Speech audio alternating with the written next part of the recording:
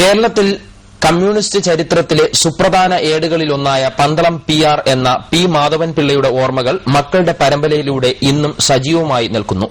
Communist വഴികളിലൂടെ യാത്ര ചെയ്താണ് മക്കൾ അച്ഛന്റെ ഓർമ്മകൾ നിലനിർത്തുന്നത്. നിരോധനകാലം മുതൽക്കേ കമ്മ്യൂണിസ്റ്റ് ചരിത്രത്തിന്റെ ഭാഗമായിരുന്നു പന്തളം PR. കോൺഗ്രസിൽ നിന്ന് ചുവപ്പ് രാഷ്ട്രീയത്തിലേക്ക് കടന്നുവന്ന PR കൊല്ലം കേന്ദ്രമാക്കിയാണ് പ്രവർത്തിച്ചത്. ആദ്യ നിയമസഭ മുതൽ ആകെ 3 തവണ MLA.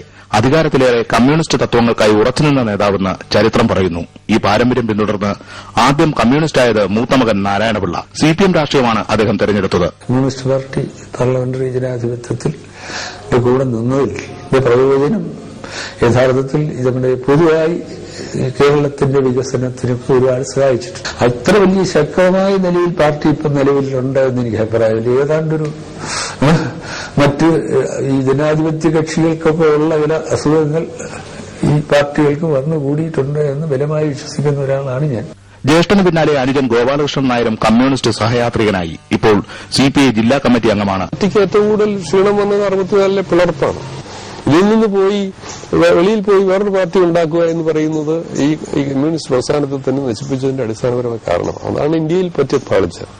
തീവ്ര നിലപാടുകളിലൂടെയാണ് PRന്റെ ഇളയ മകൻ ശൂരനാട് ബാലചന്ദ്രൻ ശ്രദ്ധേയനായത്.